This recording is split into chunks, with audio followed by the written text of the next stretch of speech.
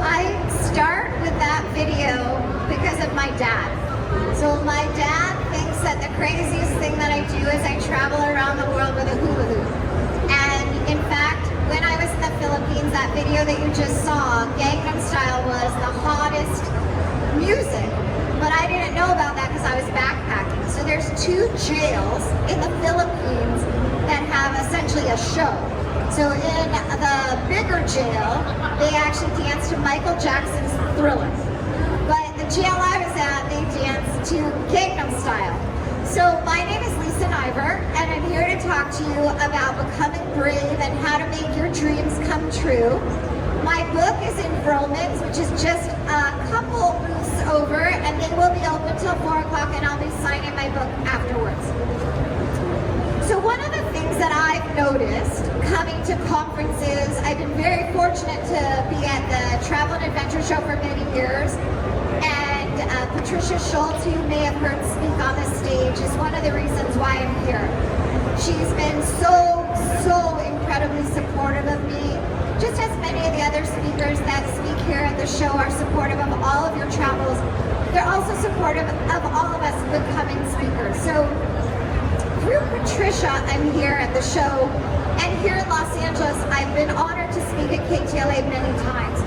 So yesterday, you might have seen me yesterday morning on the KTLA News talking about this show from the Brazil booth. So here you can see I got to speak about Ogden in Utah, Arizona, and I was also invited to be part of the coverage for the Oscars and the Critics' Choice Awards. So I bring that up because sometimes I have found when I'm at a show, I wonder, why is this person speaking to me and who are they? So I want to tell you a little bit about who am I and why am I speaking to you, and then give you some of my tips for how to have your brave dreams come true. This is actually Good Day LA was here at this show last year.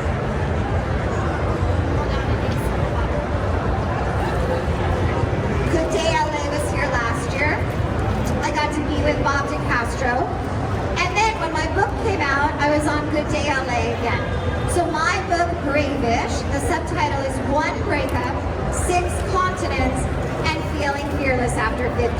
So my book came out in September in paperback and as a digital book, and this month it will be an audiobook. So in December, I was able to record the book. Something you might not know is, people say to me, of course you recorded your book. And I say, well, an author has to audition to be the narrator of their own book, even, surprisingly, a memoir. So my book has been very lucky, very fortunate. Condé Nast Traveler called my book a top 10 book they were looking to read this fall. It was in Forbes Notable Fiction. For the Chanticleer Awards, I was on the long list, then the short list, now I'm a semi-finalist, so hopefully I'll be a finalist. It's had a lot of great things. And you can see here, I was on a program called Reach TV. If you're in the airport this month, Reach TV, the show is called Where Next? So I'm on TV with Kelly, that's us in the hula hoop. And then that's me on Good Day DC and Good Day LA. So here's a tiny bit from my KTLA friends. They wanted to say hello.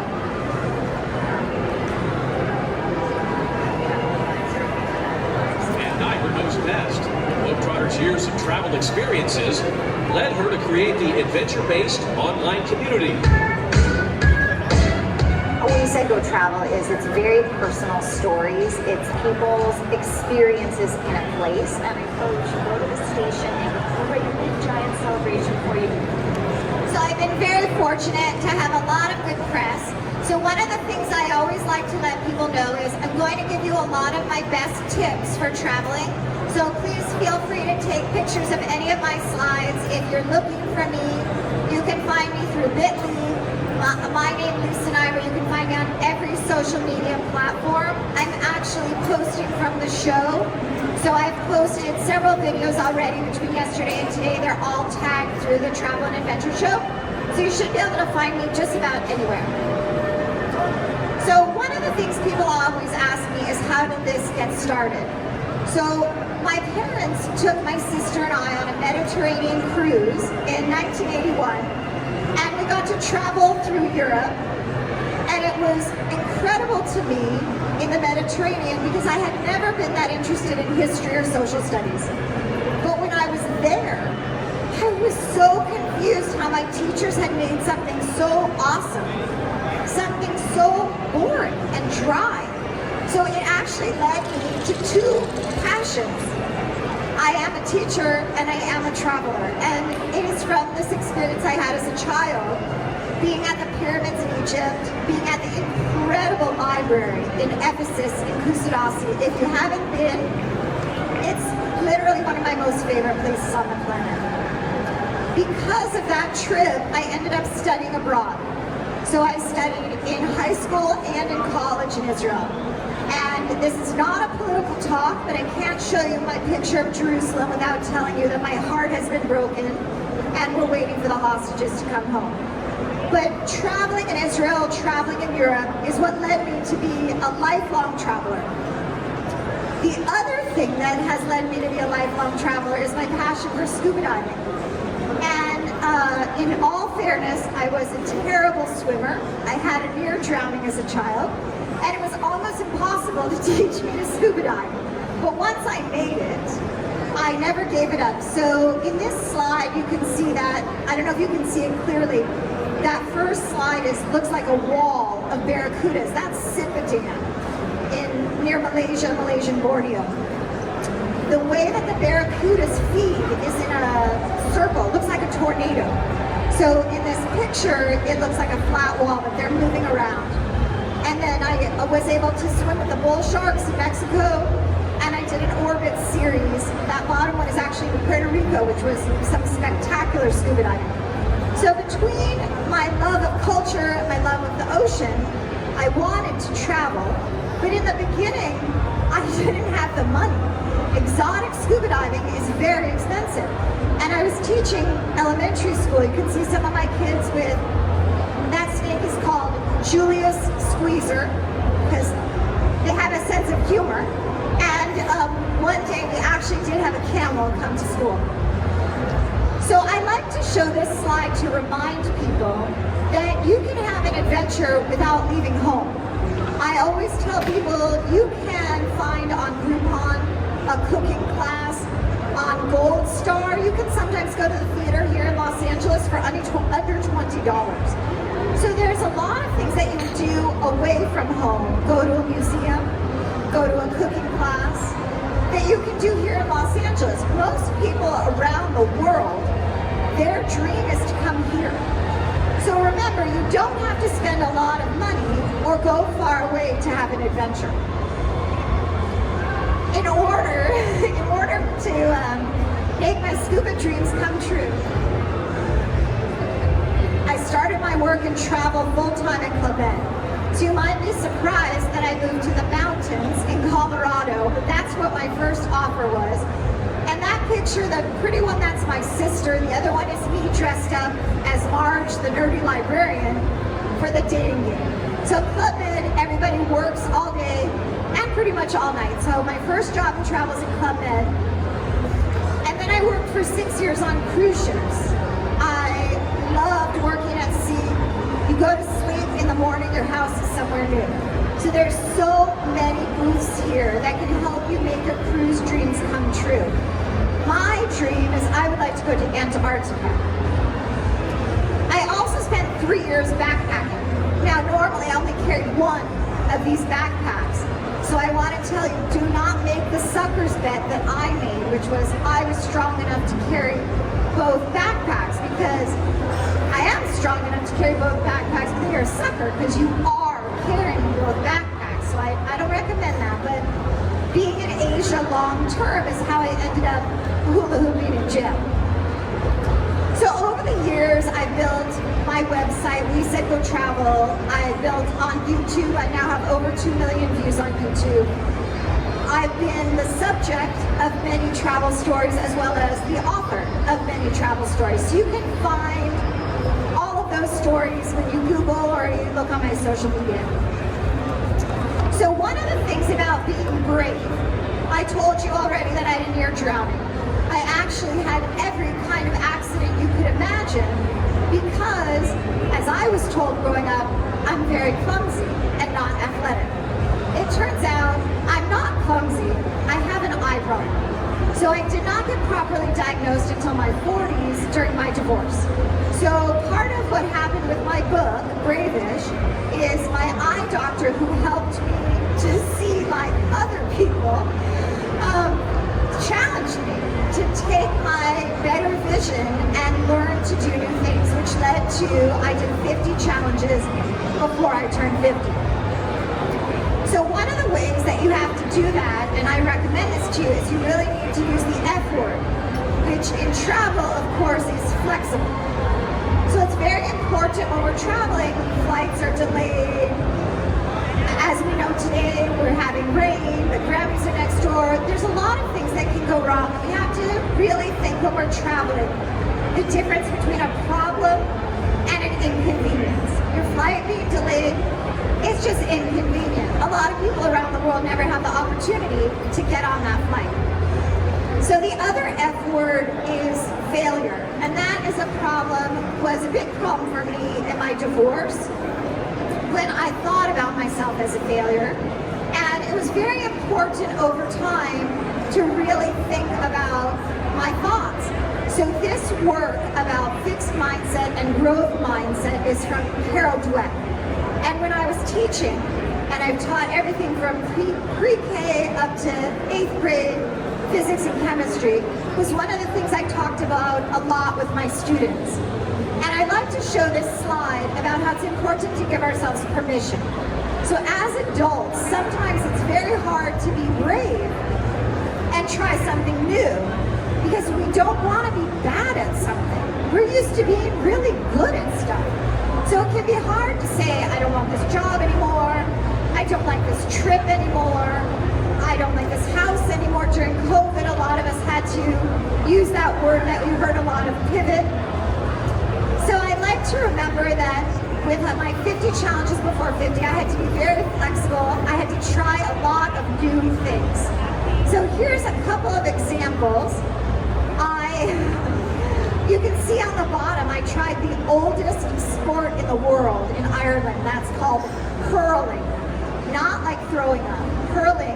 And basically, I think this is the grandmother sport of every other sport on the planet because you can do almost anything, but it's very hard. I went to the smallest country in the world. I went scuba diving in Cuba. I kept trying new things. People would offer me a suggestion, maybe you want to do this. And first I would say, oh no, that sounds scary and terrible. I'm never doing that. And then they would say, isn't that the point of your project? And I said, please do not use my words against me. I don't appreciate that. But then I did try. So here's a quote that really helped me. One of the things when I was teaching was I was always tell my students if we were doing a giant science fair project, we're going to do this thing first. And that can help you with your travels. If you've never been out of the country, maybe you want to take a trip an hour away for one day. Maybe you're not going to start with a year of backpacking. So I think it's very important to break all of these ideas down. Like when I started my book, I only worked on one chapter or one page. So another way that we can be more brave is to evaluate the situation. So these are the colored lakes of Kalimutu in Indonesia. And they told me you could only go on a motorbike. And I said, well, I don't want to go on a motorbike. I said, can I walk there? Can you take a car there? Listen, you could get on a motorbike or you could not go. So I had to really think about why was I so afraid and would it be worth it to try? And it turned out to be such an incredible adventure. So sometimes we have to talk back to our fears. So as a teacher, I always like to help people see where are we in the world. So I want to tell you about a place that's in Indonesia, which is the largest archipelago on our planet. And if you haven't been, I highly recommend you go to Indonesia. It's amazing. So you can see on this map, we're in between Asia and Australia. And I told you before about the scuba diving in Sipadan. So Derawan is a very tiny island. It's a place that I call you gotta want it. We had to travel by bus, by boat, another boat. Any money you want, you have to bring with you at the time. They did not take credit cards, there were no ATMs. And then from Darrow on, we took a boat for an hour to Cochabon. And I went swimming with the stingless jellyfish. But when we first got there, I said, are you sure this is a good idea? Because if the jellyfish actually stung, there were a lot of them. So I decided to be brave. I got in the water. It's literally like swimming in jello because there's so many jellyfish. It's like, did you ever go to the super bloom of flowers? It's like, it's that many flowers, except they're all jellyfish. So I decided if they did sting me, that'd be my last day, but it was really incredible. So when I was there in Indonesia, they told me, this is the only place. You can only swim with the stingless jellyfish here. So you can imagine my surprise. On a different trip, I was in Palau, and I went there for the amazing scuba diving. There's a place called Blue Corner, where you basically, they hook you in, and you fly like a kite, and the sharks, the turtles, the fish, they come by you. And then they said, oh yeah, and we have Jellyfish Lake. It's the only place in the world you can swim with a jellyfish. And I said, that's kind of confusing because I already did this, but it is amazing at both locations. So in Palau, this picture's actually from Palau. In Palau, you'll notice no fins are allowed because that's harmful to the jellyfish. And one of the issues in Palau is sometimes with issues with the ecosystem, the area might be closed. So if it's on your bucket list, you have to make sure it's open. The other issue is sometimes the jellyfish go back into a larval stage, so there's nothing to see. So in Palau, another amazing thing about Palau is this pledge. So when you arrive in Palau, they stamp this pledge in your passport, and I'm hopeful that other destinations will pick this up. So this is a pledge between you as a guest and the children of Palau. And it's a promise that you will take care of their home. So when we travel around the world, it's very important that we think about the impact we have on a destination. And I love that they put this right in your passport. So we were talking about ways to be brave, and I told you the F word is flexible. So I don't know if you're familiar with Liz and Molly. They're on all the social medias, and I love this because with traveling, with writing a book, with life during and after COVID, we have to think that how we put the building blocks of our lives together. So I love this as a reminder for me when I was looking for an agent for my book, when I was looking for a publisher, when I've been doing all these tasks. It can feel very overwhelming. So I'd like this to remind me that we can make it. We just have to work together. Another really important tip that I highly recommend is that you find a buddy. So for scuba diving, we always go with a buddy. And I found that on my adventures, having a buddy made a very big difference. So for me, I told you I had a lot of accidents. So as a child, unsurprisingly, I had a biking accident. And I can tell you more about that later. But anyway, the point is, one of my challenges, I went mountain biking in North Star Lake Tahoe at the ski resort. And I love this picture because my dad asked me which one was me. And I was like, you can't tell who I am. He's like, you can't tell who you are. So I'm the one in the colorful t-shirt. But I loved that trip, and of all my 50 things, that was one of the scariest, the mountain biking, because with some other things, there was more control. I loved the mountain biking, but it was very hard for me. Another way to feel more brave and try new things is to remember the ways you're already brave. You've already accomplished so much. So when I was growing up, I skied at Park City, and they have an incredible program at the National Ability Center, and I got to do a story with Jennifer, who is blind.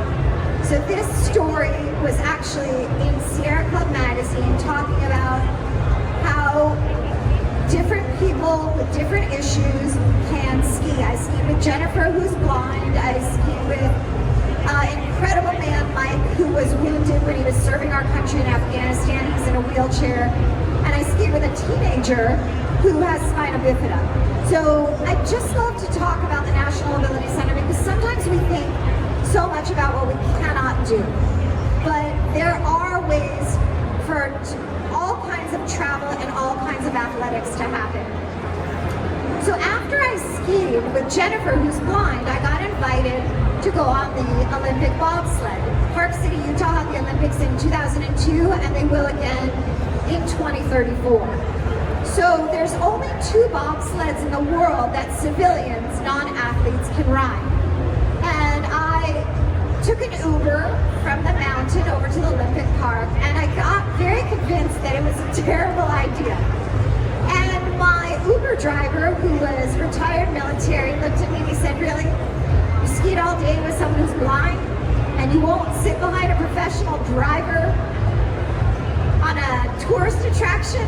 I said, "Well, I'm going now because, oops, you made me so upset I dropped my clicker. But here's a little bit of what it feels like on the Olympic bobsled."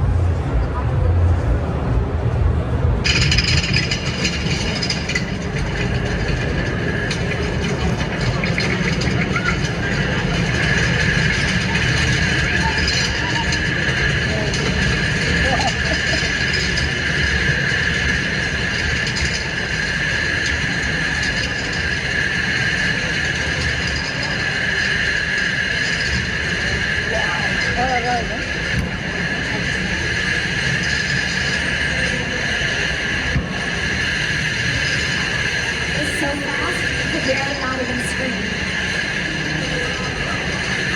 So there's a driver and 3 passengers, and it's a totally crazy fast ride.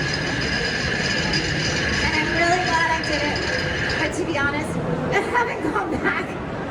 So when I went, I was still so scared, so I like to show this because my driver was in the driving seat and I was standing behind him and I refused to sit down because I was so scared, and I told him if I didn't come back, my mom would be really upset. So this is what I told him at the end. Oh my God, that was amazing. I want to go again. It's so good. Thank you, Fred. My mom loves you. I live. So we had a funny joke going that if I didn't live, my mom would be real upset. So afterwards, we made a video for my mom that I lived. So it might be a little bit dramatic, but I was so scared. So now my 50th challenge, I did something I never ever thought I would do. If myself at 50 had called myself at 49 and explained this series of challenges, especially the mountain bike and the skydiving, I for sure would have hung up. But one of the things that I realized, and it goes through in my book, is that once we try something, then we could try something else, and it builds and it builds. And so when I was at the skydiving place, I went to Go Jump Oceanside. It's very beautiful. But unfortunately, the day I got there was a lot of clouds. And some of you might know this in advance, but I didn't figure this out. So we had cloud hold. So I had to wait for 2 hours for my turn. So I had 120 minutes to think about my choices. And mainly I thought I should leave. And so they were trying to keep me there. And the guy that was my tandem instructor was talking to me about my 50 challenges. And I told him that I'd gone scuba diving with the bull sharks, which are considered one of the 3 most dangerous sharks in the world. I went to shark school in Mexico. And he said, "You went scuba diving with sharks? And you're afraid of skydiving?" And I said, "Yes, I'm very afraid of skydiving." He said, "Well, I'm afraid of sharks." And that was the day I realized something really important. My whole life I thought that some people like him were brave, and some people like me were afraid. But that's not how it works. It's not a switch on-off. He has it and I don't. What happens is we build it. It's like a muscle, being brave. So maybe the first time he went skydiving, he was scared. I don't know. But he quit his job and changed his whole life to skydive every day. I basically quit my job to spend my whole life scuba diving. Because after the first time I went, I loved it. So sometimes we have to find a passion that inspires us to be more brave. And sometimes we just have to find a friend to go with us. But for me, that was so incredible. I loved the scuba diving. but the skydiving, but the most important thing I learned was he was afraid of something also. It wasn't like I was doing something wrong. It was something about getting familiar. So over the years, I've tried more and more outdoor crazy things. This is the CN Tower. Unfortunately, the clouds followed me and you can't see how high up we are, but at the CN Tower, you could go up on the inside or you can walk around the outside. CN Tower in Canada? Canada, CN Tower in Toronto, yeah. So this is actually in New York. This one's called City Climb. And this one, you climb up the side of the building. And by this point, I was having such a good time, I actually danced around this building.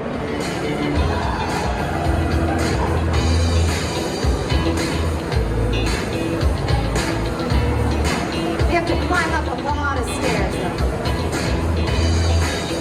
I know, it's really cold, so you have to wear your jacket under the suit. You are brave. So one of the things, I would have done none of these things if I hadn't started with the smallest challenge, which was for me, I have a lot of food allergies, so I had tried a different kind of food. But this is my birthday this year, I turned 56. In New York, I did a doors-off helicopter ride over Manhattan. And it's famous because you can take they call it a shoe selfie. You stick your feet out and you take a picture of your shoes over Central Park. So I was surprised that my sister was willing to go, but she turned out to be very brave. So another thing that I think helps with bravery, like I said about passion, is to find what makes you happy. Now here at the Travel and Adventure Show, we have a big booth right behind Brazil is Fiji. So in Fiji, I got to stay, it's a bucket list. A lot of people want to stay in an overwater bungalow. So the thing I like to remind people is you can combine things.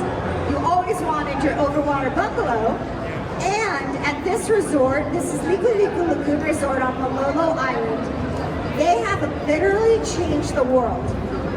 The Fijian crested iguana was on the brink of extinction, and they have completely saved, with a lot of help from scientists from here in the United States. Learn about this habitat. The tropical dry forest is the most endangered habitat on our planet, and they are planting a goal of 200 trees a month. So you can come and help plant trees. It is a Naka Baka Leru. Thank you for learning about the Fijian crested iguana. So that iguana was gone.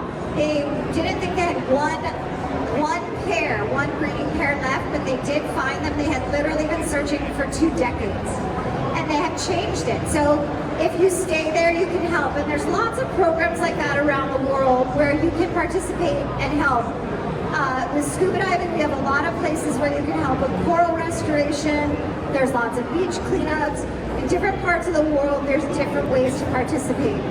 So when I was at Beaches, Turks, and Caicos, you never know what's going to happen when you travel with a bunch of journalists. One of the things that happens is everybody's always filming. And so I had no idea while I was underwater that anyone was filming, but Gus asked me to dance. And I love to dance, so I did a little bit of dancing underwater. So I'd like to just, as a reminder, there's a lot of different ways to play and have fun around the world. So this footage actually got used by Beaches and Sandals for Patty International Women's Dive Day. And then Gus wasn't actually my buddy, so my other buddy, you can see that a little bit upset here. Sometimes there's a lot of silly antics under the water. But again, I do love scuba diving, and I did promise you some of my favorite tips. So when you're traveling around the world and you want to have your brave adventures, when you're searching for flights, I always go to kiwi.com. So I have found some of my best routings through kiwi.com. I don't book on kiwi.com, but it gives me the idea of what should I do? How can I make this work? For example, when I was going to Morocco, it turned out flying from Los Angeles to Morocco at the time, let's say it was $1,200. Instead, I flew from Los Angeles to Madrid, and from Madrid, I flew to Morocco on Ryanair or EasyJet. It's a local carrier, and it wasn't even $600 altogether, so it was half as much. So sometimes you get a weekend in Madrid and you have $600 extra dollars. So I love Kiwi.com. I highly recommend that one.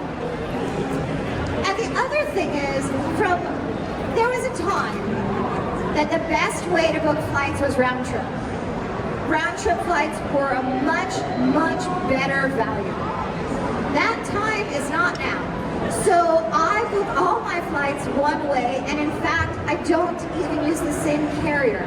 So if we live in Los Angeles. Do I want to get off my plane at 5 o'clock in Los Angeles and drive in traffic home? Not that much.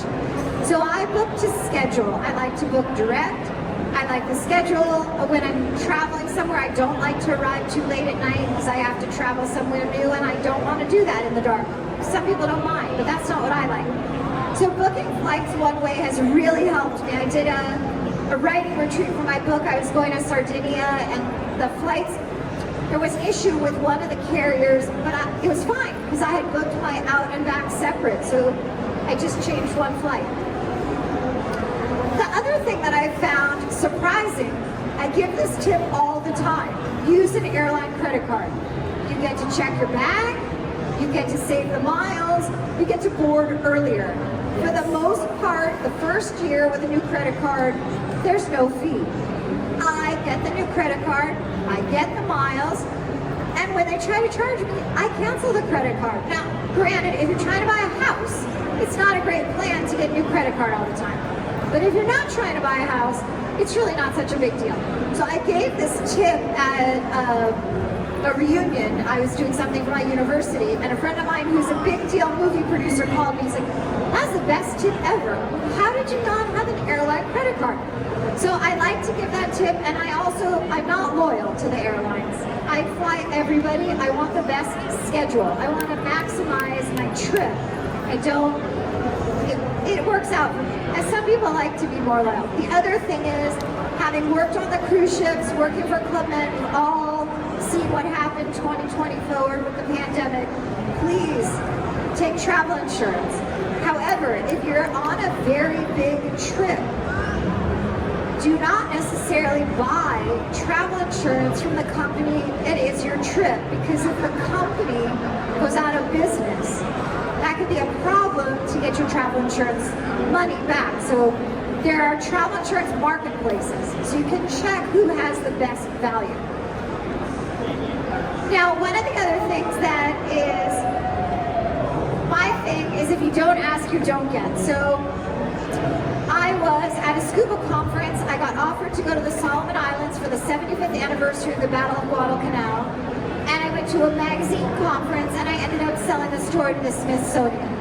Through a variety of issues, there was drama, but I love the Solomon Islands. I got the Smithsonian story, I got a Saturday Evening Post story, I was MSN. If you've never been to the Solomon Islands in the South Pacific, I'm just going to show you a quick little snippet of the culture. 100 islands here. I flew here on Fiji Airways just to Fiji, and then 3 hours to get to the Solomon Islands.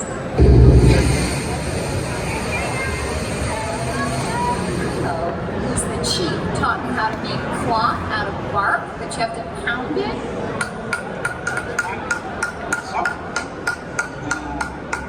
The groom's family will give it to the bride. Diving in the South Pacific is fantastic.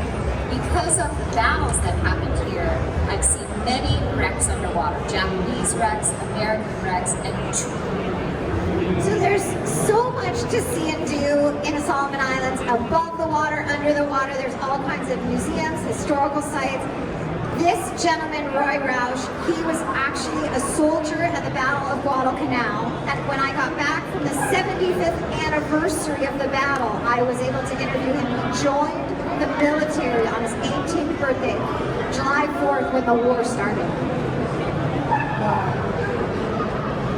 So I just have a little review here. I just have a couple more slides, and then for anybody that is interested, my book is over at the Vroman's booth. I'd be happy to sign it for you. So I hope that you will find a way this year in 2024 to have incredible adventures, to go new places, to try new things. And I just want to say, when I was in Kenya, I was able to do a school visit. I got to speak with some children. You can see them here. What they're looking at is my photos of the animals on safari. It's their country. They live there. They hadn't seen the animals. So if you go on a school visit when you're somewhere, anywhere in the world, don't assume that whatever you've seen, all the locals have also had the opportunity to see. I love to meet with children. This is a trek I was on in Mongolia. We went out to the Gobi Desert. We stayed in the caves. Make sure you see how do the local people live. Try the local food. See what's going on. Talk to people, and also learn some of the language. I know I started this with my hula hooping, but it's a funny story. I did get permission from the chief of the village, a Maasai village, to, after the Maasai warriors did their dance for me, I taught them how to hula hoop. That's right. And so, bring yourself on your travels. Share what you love. Here's some children around the world. It's been so incredible for me to be able to travel and to learn from other people around the world, see the world from their perspective. When I was teaching school one day here in Los Angeles, the power went out in the building, and it wasn't dark, but the lights went out, and the kids were a little bit unsettled. And I said to them, you know, when I was in Kathmandu in Nepal, they only had power 12 hours a day, and through a series of misadventures, sometimes a lot of that was not at the most useful time, and then we used candles. So in my school, we opened the blinds, and the kids were like, oh, it's not that big a deal. The lights will come back. But sometimes we need to be reminded that it's okay. We can have perspective. We can open the blinds. And I think that travel is a gift to us to see how do other people live and how do we live and what do we want to do. So again, I thank you so much for spending your time with me here at the Travel and Adventure Show. You can find me all over the internet. Thank you. At Lisa Niver. If you have my book, I'm happy to sign it. If you want to go to Romans and get it, I can meet you over there. But I hope wherever you go, that you have incredible, incredible adventures and to try and be a little bit more brave.